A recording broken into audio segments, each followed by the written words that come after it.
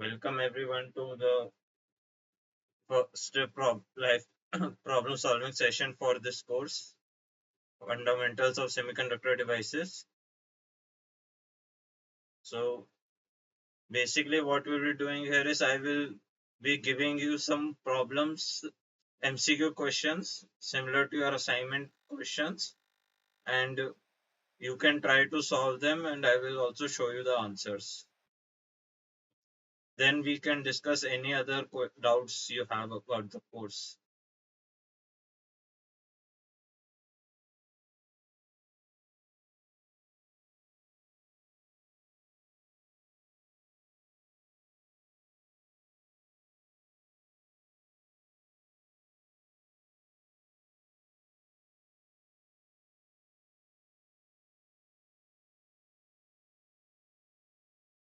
We will start by 6:5.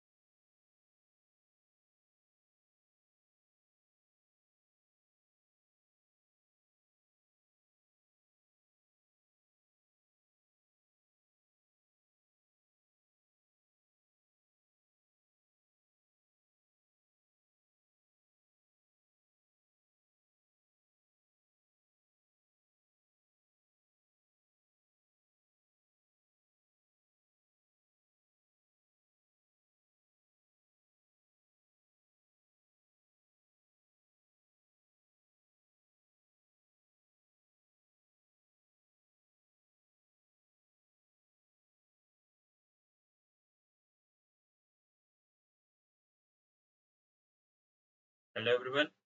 Welcome to first Welcome to the live problem solving session for the course Fundamentals of Semiconductor Devices by Professor Digvijoy and Nath from ISC Bangalore.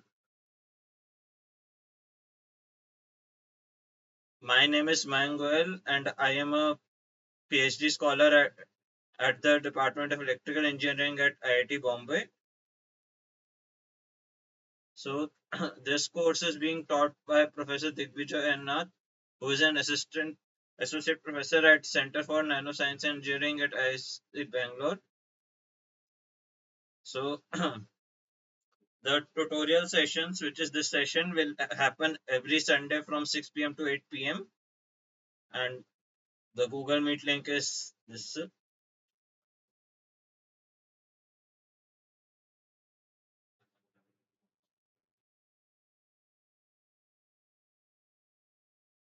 So this is the problem solving session for week one of the course. In week one, you have studied the importance of semiconductor devices and their diverse applications.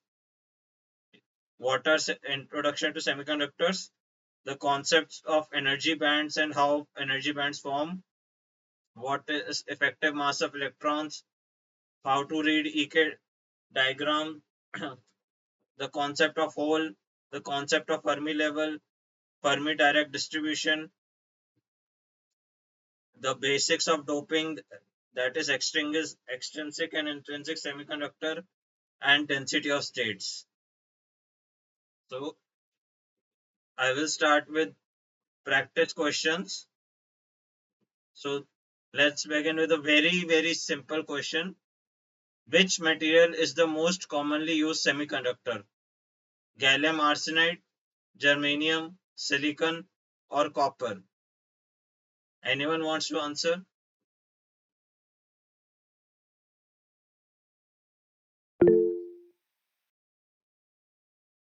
You can speak the answer.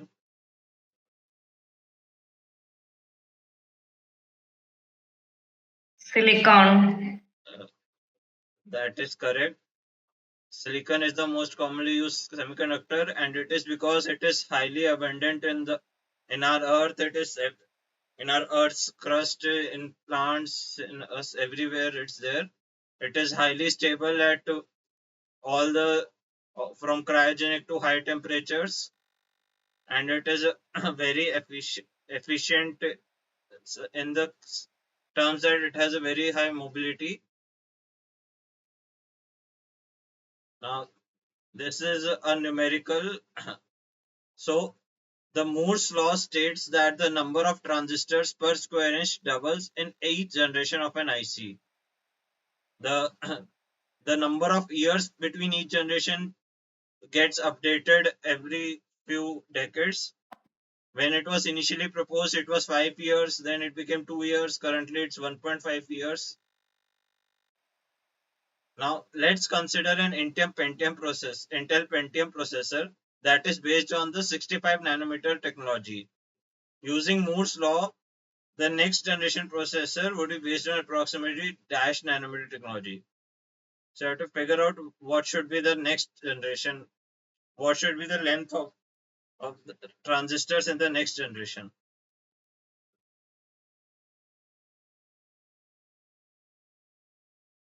This is a numerical question. 65, 45, 32, 22.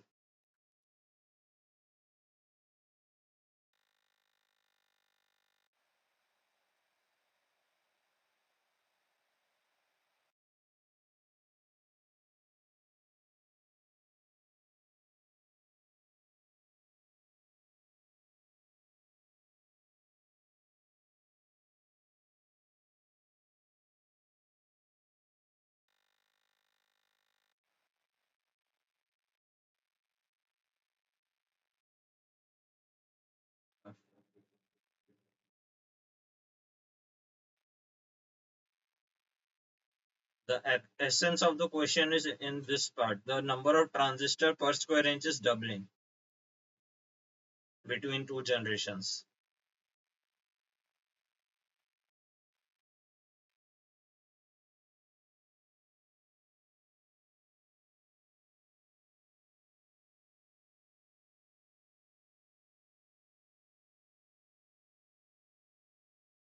Anyone is trying to answer this question?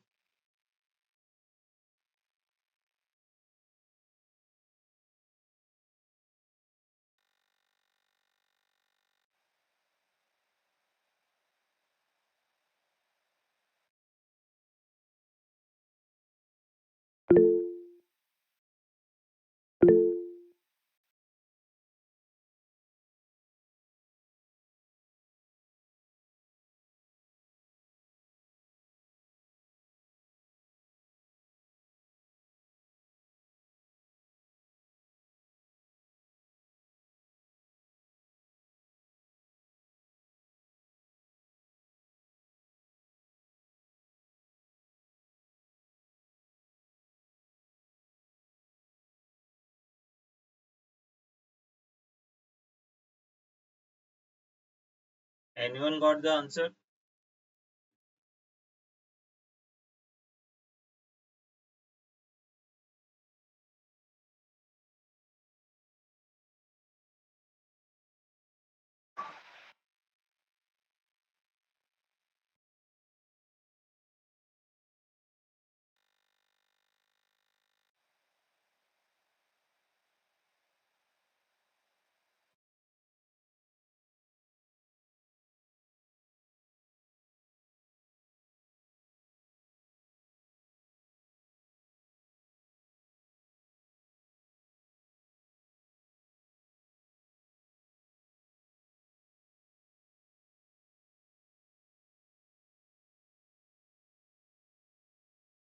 If you have the answer, please speak up the answer. 32. Uh, that is actually the wrong answer. The correct answer will be 45. So, since the number of transistors are doubling per unit area, so this is an area term, and this 65 nanometer is a length term. So, the if area is the transistor per unit area is doubling, then the area per transistor is half. So the length per transistor will be root 2,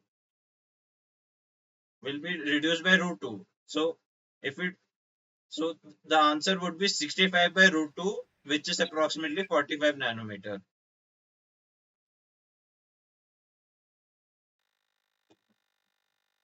So very simple questions. What does the term band gap refer to?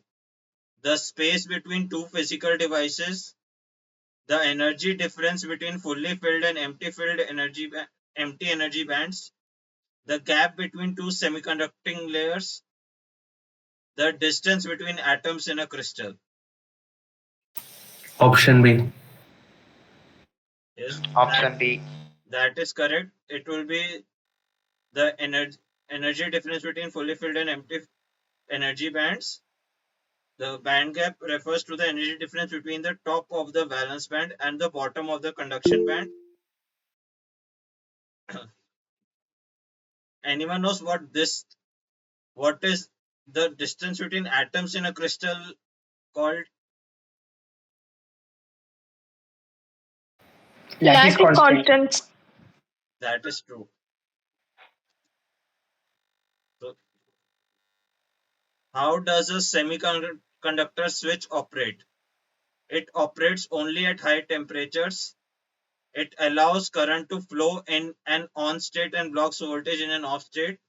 It only blocks voltage without allowing current flow. It always allows current to flow regardless of state.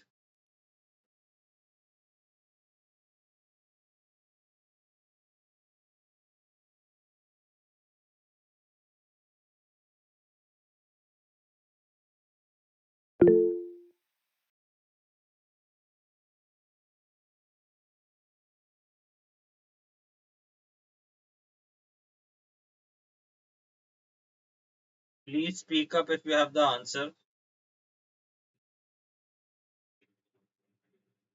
It's B. Is it is it allows current to flow in an on state and blocks voltage in an off state. So, this property is unique to semiconductors. In metals, it will always allow current to flow, whereas in insulators, it will always block voltage to and you won't get any current flow. And if you go to a very high voltage, then you will see that your insulator will break and it will and then it won't recover.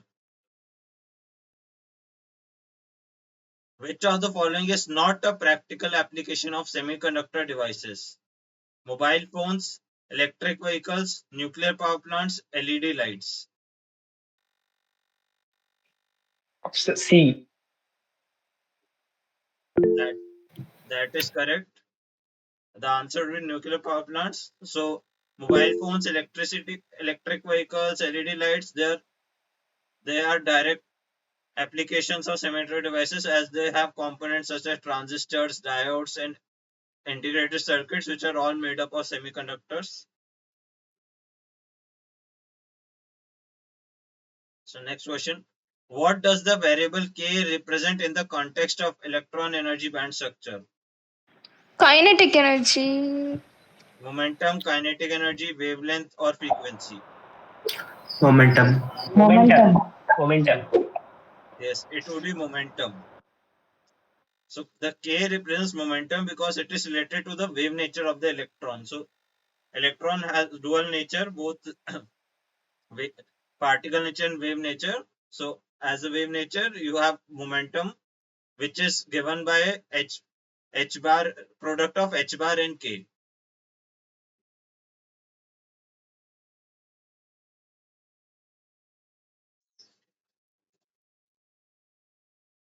What happens to electrons in a fully filled valence band? They can easily move and carry current. They cannot move because there are no empty states. They are excited into the conduction band. They increase the conductivity of the material. B. Option B. That is correct. They cannot move because there are no empty states. In a fully filled valence band, electrons cannot move freely to conduct electricity because all energy states in the band are already occupied. So electrons don't have any states to move from. Now, a similar question. What happens when electrons are excited from the valence band to the conduction band in a semiconductor? They lose Option energy, C. they form new bonds, they can flow and carry current, they become stationary. The answer C. would be they can flow and carry current because the conduction band has nearly made up of nearly empty states, and since there are empty states for electron to move, so they can move and carry current, which increases the conductivity of the material. So in the valence band they could not conduct, but in the conduction band they can conduct. What is the typical thermal energy at room temperature in electron volts? B. 1.1 ev, 0.026 ev, zero point 0.5 ev, zero point 0.1 ev. The Option A. correct answer is 0.026 ev. So the thermal energy is calculated using the formula kBT, and for where kb is the Boltzmann constant and T is the temperature in Kelvin. So we at room temperature we consider 300 Kelvin, and when we calculate it and we get 26 milli electron volts. What is a characteristic feature of crystalline materials? Atoms are arranged in clusters, atoms are arranged in layers, atoms are arranged periodically in all directions, atoms are randomly arranged. Option C. C. The correct answer is option C. Atoms are arranged periodically in all directions.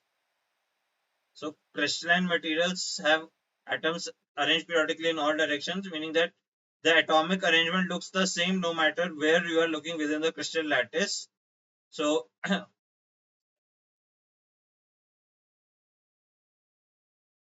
next question. What happens to the EK diagram when electrons move in a semiconductor crystal?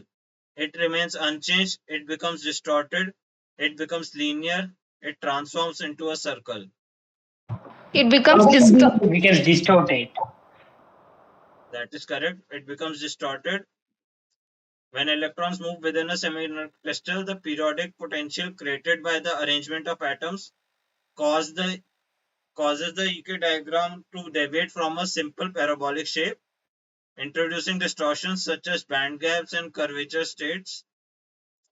changes. This distortion reflects the interaction between the electrons and the periodic lattice.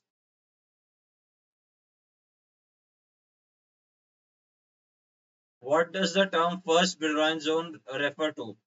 The region in reciprocal space with the highest electron density, the fundamental region where the physics of electron transport occurs, the space between the valence and conduction bands, the boundary between insulators and semiconductors.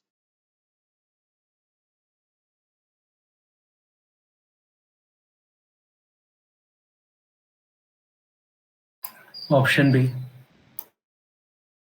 Yes. The correct answer would be the fundamental region where the physics of electron transport occurs. The first belongs in the central region in reciprocal space that is enclosed by the Bragg planes of a crystal lattice that you don't need to know right now. It it contains all the unique wave vectors that describe the quantum states of electrons in the periodic potential of the crystal. This is where the primary interactions governing electron transport and electron bands energy bands are studied.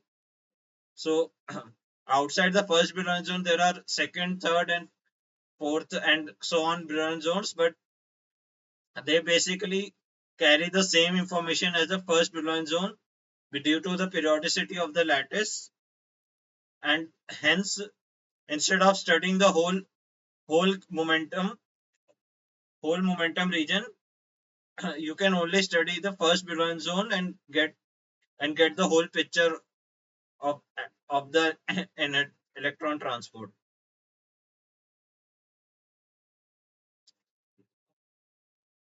What happens when an electron moves from the valence band to the conduction band?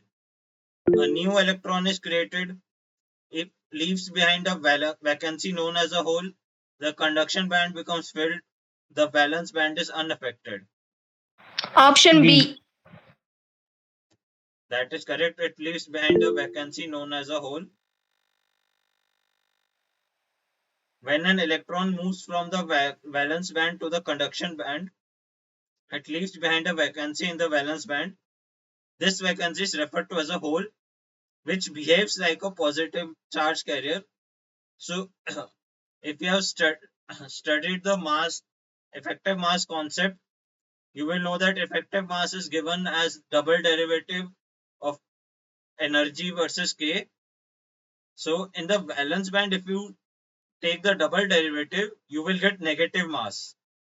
But negative mass is not possible. So, to make the mass positive, we flip the charge. So that is how a hole is given a positive charge, and the movement of both electron in the conduction band and the hole in the valence band contribute to electrical conduction in semiconductor. How do electrons move in relation to the electric field? They move in the same direction as the field. They do not move at all. They move in the opposite direction to the field. They move randomly. Option C. C. That is correct. They move in the opposite direction to the field. Since they are negatively charged, the force acting is in the opposite direction. Now it's same question. What happens to holes when an electric field is applied? They move in the opposite direction to the electric field. They stay stationary. They disappear. They move in the direction of the applied electric field. D. D. So it will be D. They move in the direction of Option the D. electric field. Holes, they are the absence of electrons. Since electrons move in the opposite directions, holes will move in the same direction as the field. What does the Fermi direct distribution function describe? The probability that a given energy state is filled by a hole, the probability that the energy state at a particular energy level is occupied by an electron, the energy required for an electron to move to the conduction band, the time an electron takes to transition from the valence band to the conduction band. B. The answer would be the probability that an energy state at a particular energy level is occupied by an electron. So this is the definition of the Fermi direct distribution. So, and it is affected by the Fermi level, temperature, and other factors.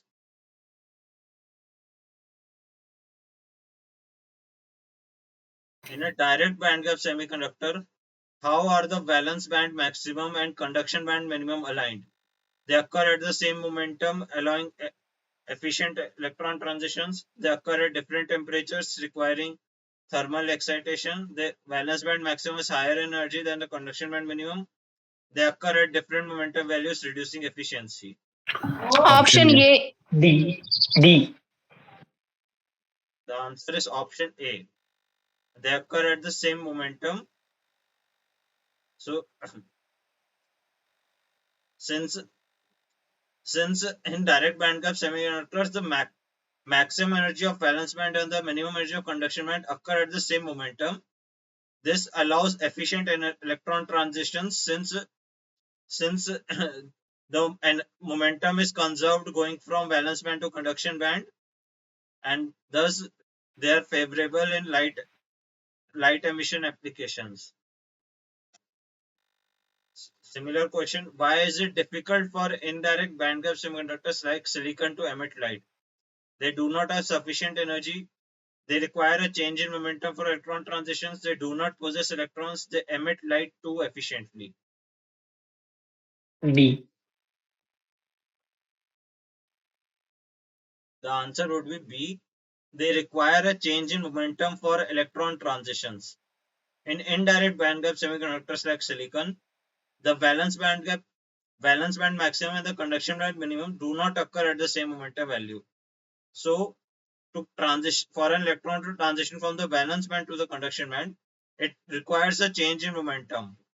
So, this this breaks the momentum conservation law, and it, an additional momentum needs to be added. It is that additional momentum is called a phonon, which is caused by lattice vibrations. So this requirement for addition, so that also requires addition of energy. So so it is not very favorable. So therefore, it significantly reduces the energy of electron transition. So thus the light emission is inefficient. Therefore, it is not favored for light emitting applications. Rather, you will use direct bandgap semiconductors such as gallium arsenide.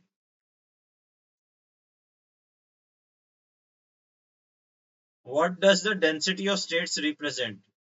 The total number of electrons in a semiconductor, the number of available energy states per unit energy per unit volume, the energy gap between conduction and valence band, the probability of finding an electron in the conduction band. Option B. B. That is correct. Density of states refers to number of available energy states per unit energy and per unit volume. It plays a crucial role in determining the number of electrons and holes at different energy levels and helps in calculating current density and other important properties of semiconductor materials.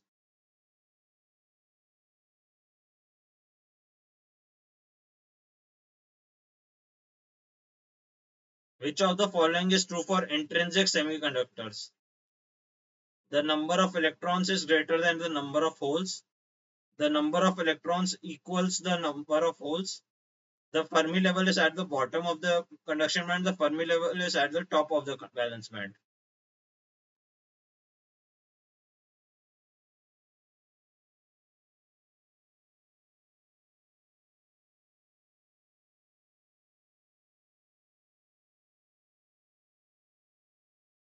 What is the right answer? D. Option B. The right answer would be the number of electrons equals the number of holes. Since, so in intrinsic semiconductors, since the electrons are only thermally generated, so the number of electrons that you are generating will be same as the so when an electron goes from valence band to conduction band, it will also generate a hole in the valence band. So since there are no additional electrons or holes, the number of electrons and holes will be equal. And the Fermi level for an intrinsic semiconductor lies approximately in the middle of the band gap. So if you dope it like N type, so you will have more number of electrons, and then Fermi level will be near the conduction band. If you dope it P type, then there will be a lack of electrons. There will be more holes. So the Fermi level will be near the valence band. So this is the questions I had. So I can now answer any doubts you have in these questions or in any of the slides, any of the videos.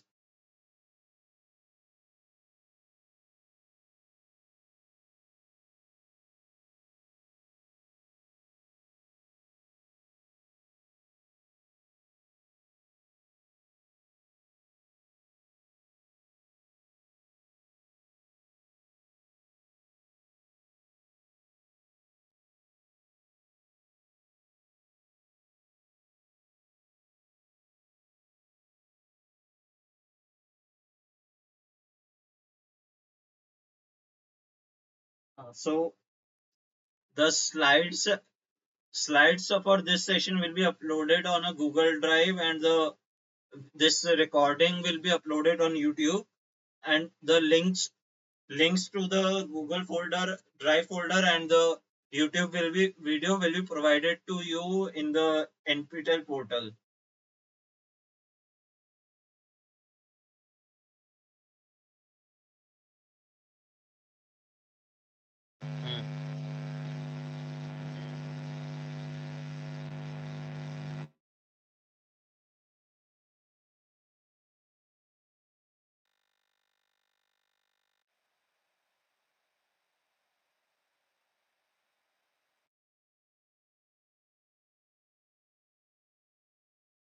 So here the Moore's according to Moore's law, for when you go from one generation of ICs to the next generation, then so if you have a wafer of like say 1 inch wafer, so right now if I am having 100 transistors in that 1 inch by 1 inch of wafer, in the next generation I will have 200 transistors in that 1 inch by 1 inch wafer. So so by that logic, the area taken by each transistor is getting half.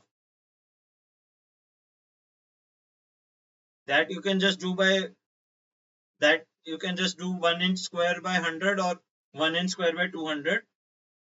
So that you can that way you will get that area is getting half. Now when I say 65 nanometer technology, there I am talking about the length of the transistor. So if the area of transistor is getting half, then the length will be reduced by 1 by root 2, which is simple maths. So if I have to get the length for the next generation, then I will just divide by root 2, and when I divide 65 by root 2, I get 45 nanometer. So if let's say my fifth generation processor is 65 nanometer, my sixth generation processor will be 45 nanometer technology.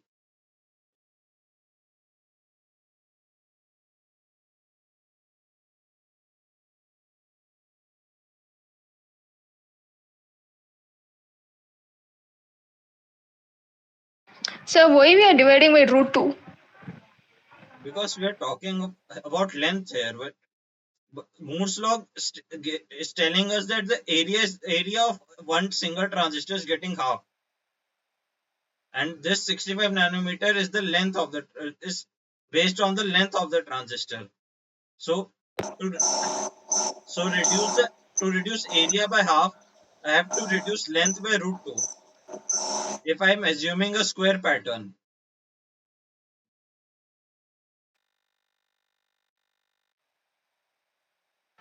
Okay, sir. Thank you.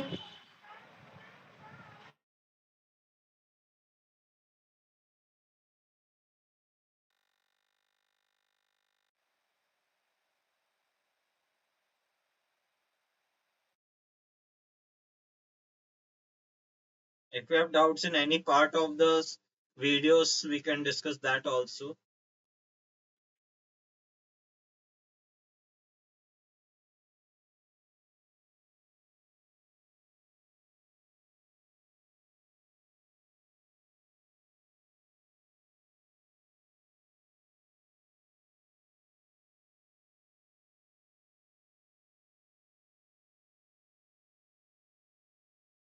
So the density of states say that the number of available energy states per unit area per unit volume, which means if I take a particular volume of the lattice, let's say 1 centimeter cube of the lattice, and if I'm talking about the energy that a particular energy state, let's say one electrons which have energy of 1 eV. So how many energy states I have there? So like for and according to Pauli's rule, each energy state can have a maximum of 2 electrons. So let's say if I have n, my density of states is n, then the maximum number of electrons that I can have there is 2n. So it is basically dense energy. You are calculating the density of energy state at each energy in a unit volume.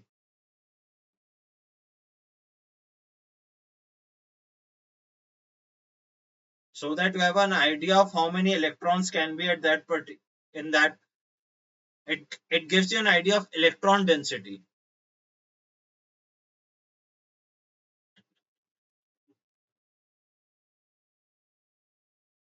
So when we talk about the 65 nanometer technology, we are generally talking about the gate length of a MOSFET. So I don't know if you have studied MOSFETs yet. So MOSFETs are basically the transistor devices that you make in an IC, in an integrated circuit, and their gate length is where the conduction is happening. It is the length of the material where the conduction is happening. So typically that length is used here, is used here, 65 nanometer, 45 nanometer, but it is more of a marketing term.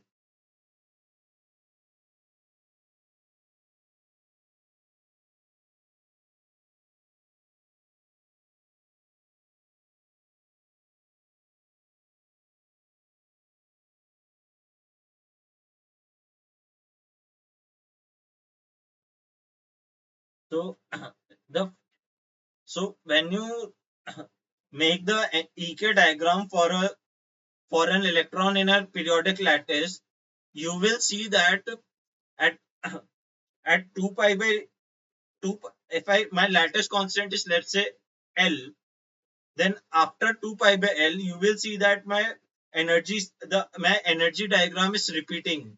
So my energy diagram is periodic between minus pi by L to pi by L. So that, so instead of considering the whole momentum states from like minus infinity to plus infinity, I can only study the electron states between minus pi by L to pi by L. And because since the electron states are repeating, so my physics will also repeat there. So that minus pi by L to pi by L region is called the first Brillouin zone.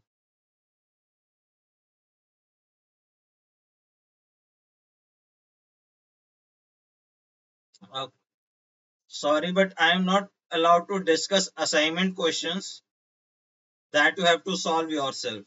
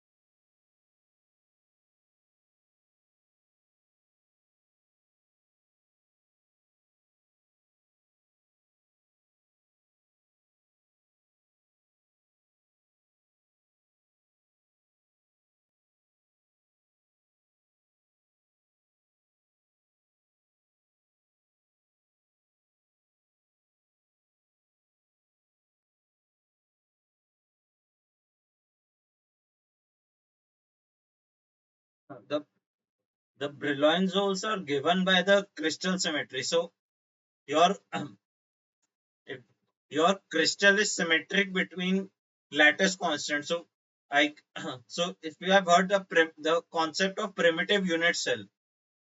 So if I take one unit, which is basically the building block of the lattice. So if I take one unit cell, I can reconstruct the whole lattice from that unit cell. So Brillouin Brillouin zone is in the reciprocal space.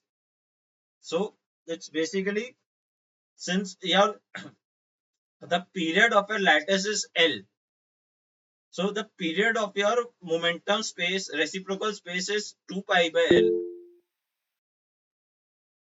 So using that, so if you see your energy band diagram is periodic in 2 pi by L. So after every 2 pi by L, you come to the same energy state. So instead of going, so you can just study the energy states between minus pi by L to pi by L, and that will give you the whole picture.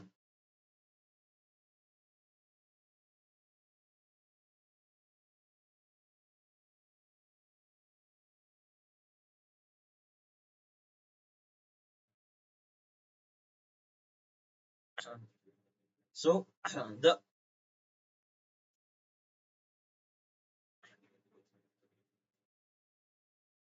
so your energy is given by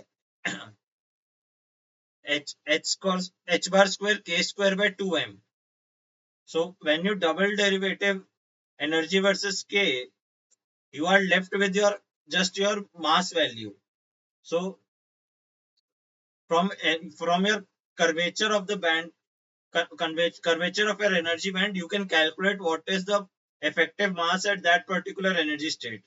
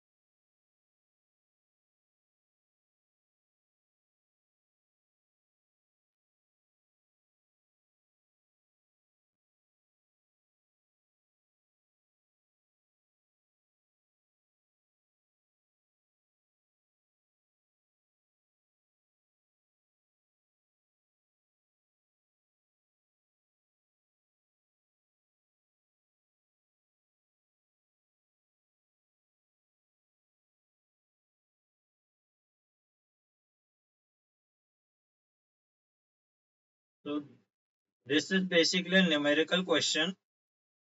So you are given that your Fermi level is zero point 0.2 eV below your conduction band energy. So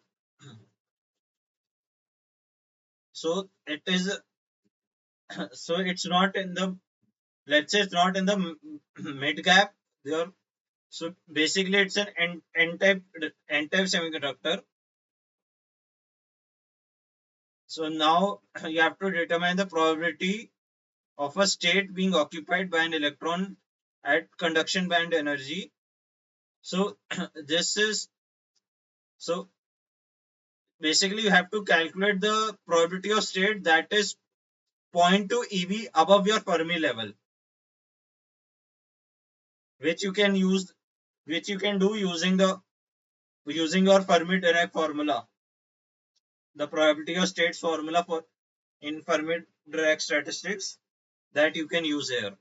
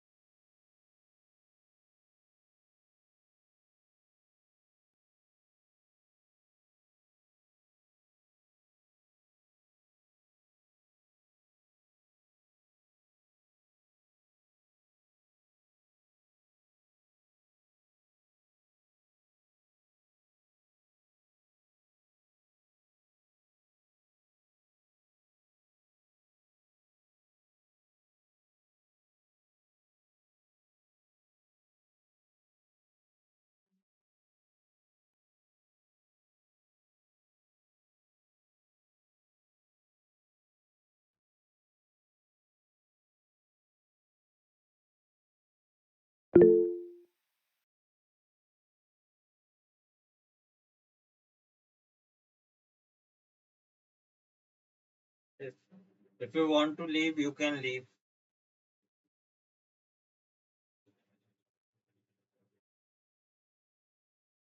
Thank you, sir.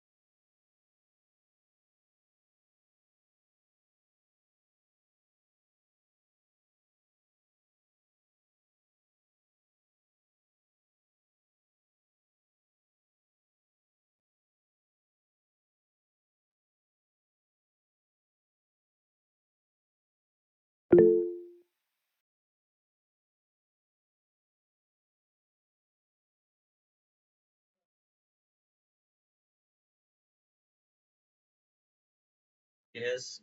Do you have any doubts?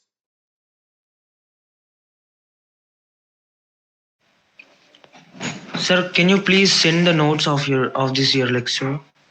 Yes, the slides will be shared.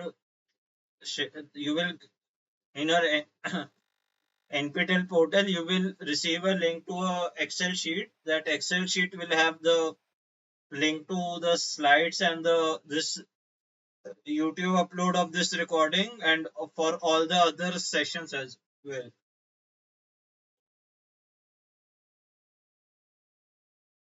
Okay, sir. Thank you.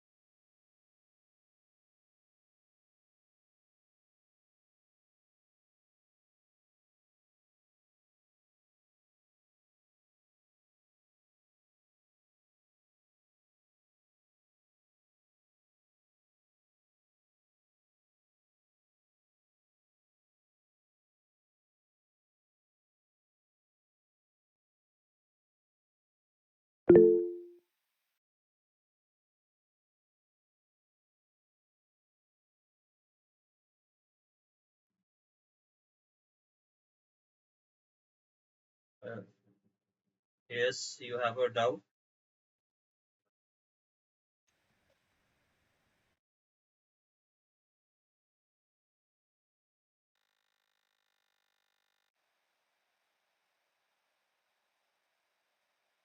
Do you have a doubt? You raised your hand.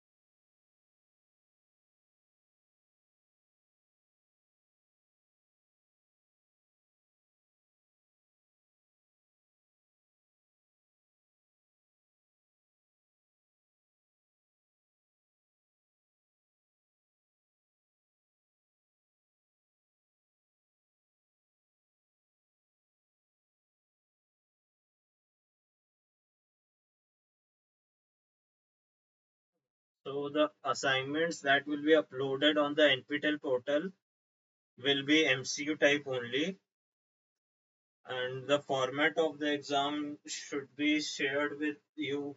I don't know if it has already been given to you or will be given to you, the final exam format.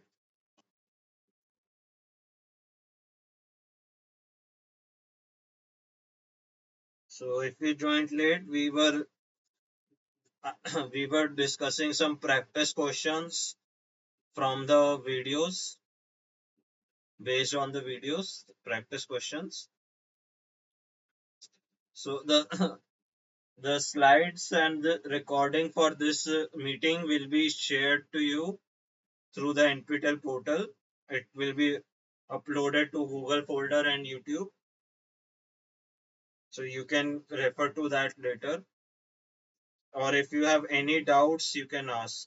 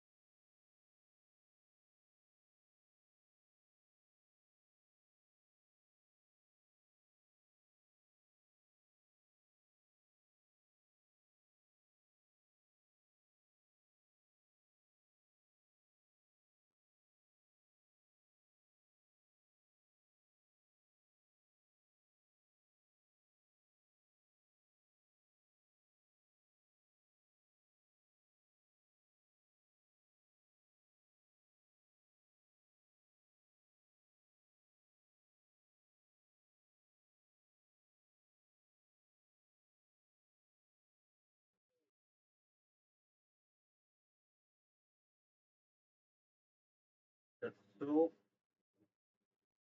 so basically, normal MOSFETs, if you see, they are linear. Basically, you have a plane structure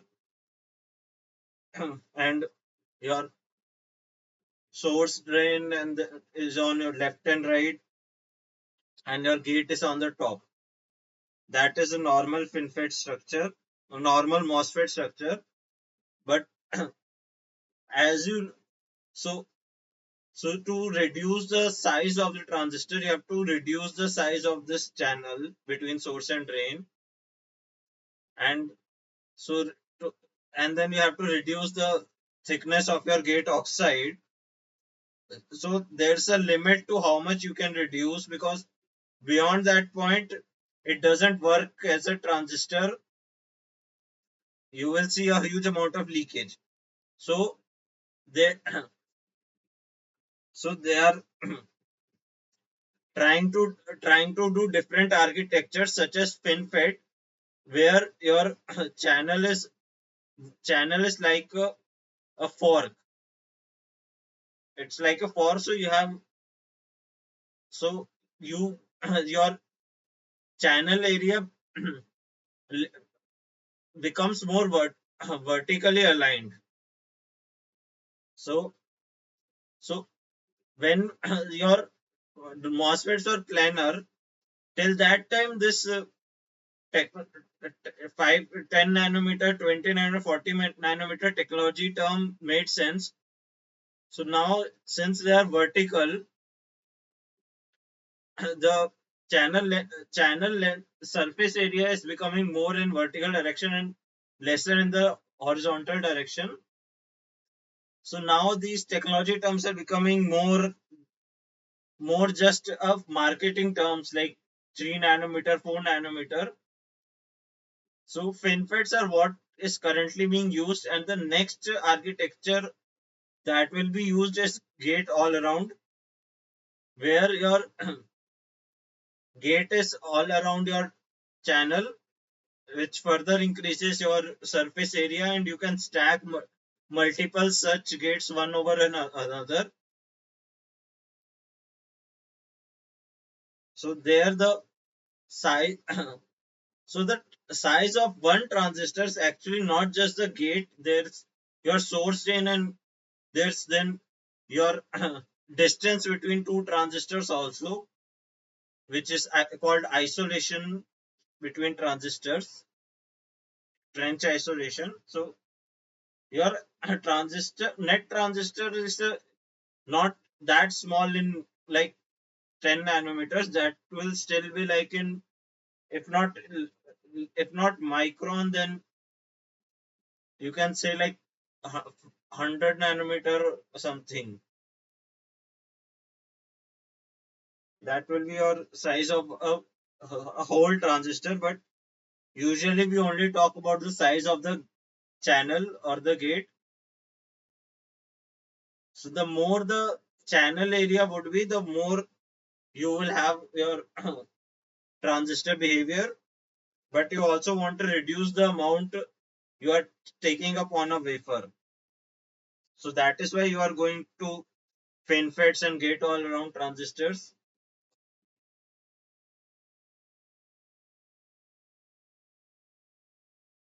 I hope I answered your question.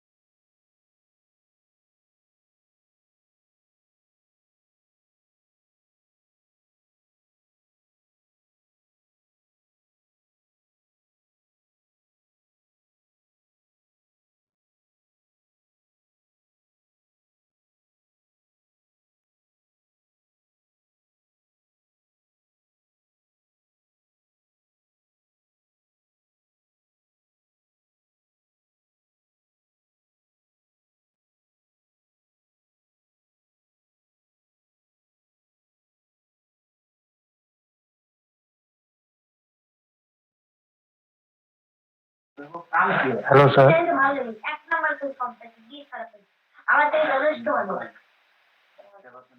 Hello. Sir, different energy band gap uh, and then, sir, probability which uh, different energy band gap like that, sir, 0.7 electron volt and another 1.4 electron volt. Which of the probability is uh,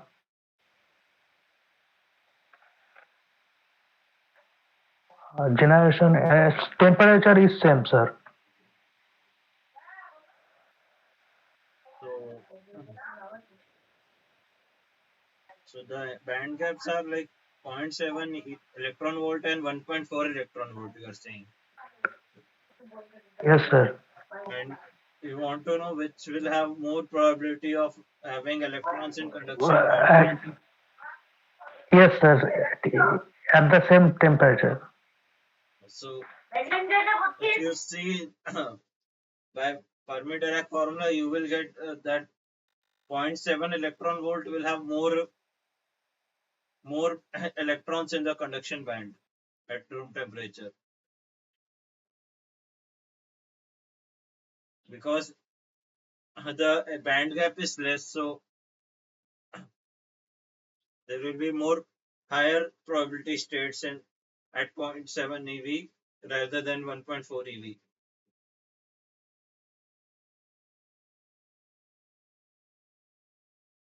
Basically, you take your you take the energy from your Fermi level to your conduction band. So for point, if I consider intrinsic semiconductors for zero point 0.7 eV, my Fermi level will be at the my Fermi level will be at the middle of the band gap for intrinsic semiconductors. So for zero point 0.7 eV, the Fermi level will be 0.35 eV from the conduction band, and for 1.4 eV, the Fermi level will be zero point 0.7 electron volt from the conduction band.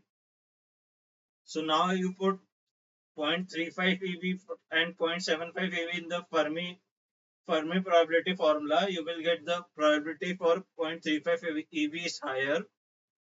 So that will be your answer.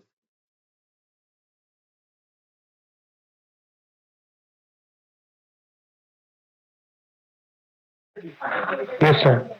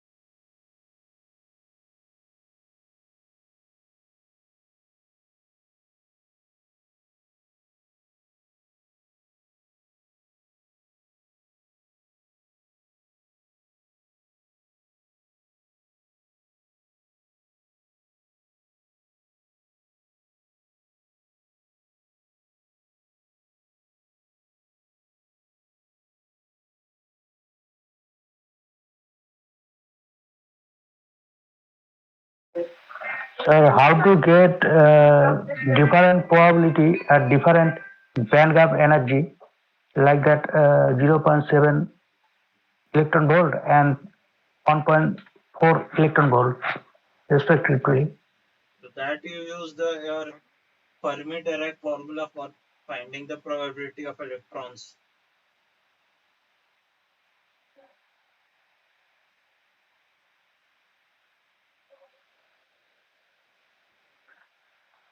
Sir, 1 by 1 plus e to the power minus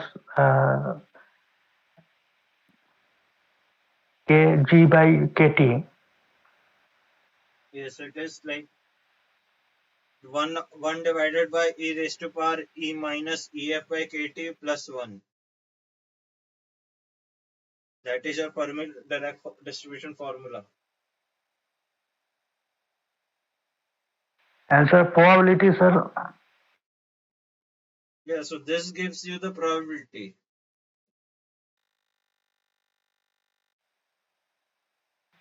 Okay, sir.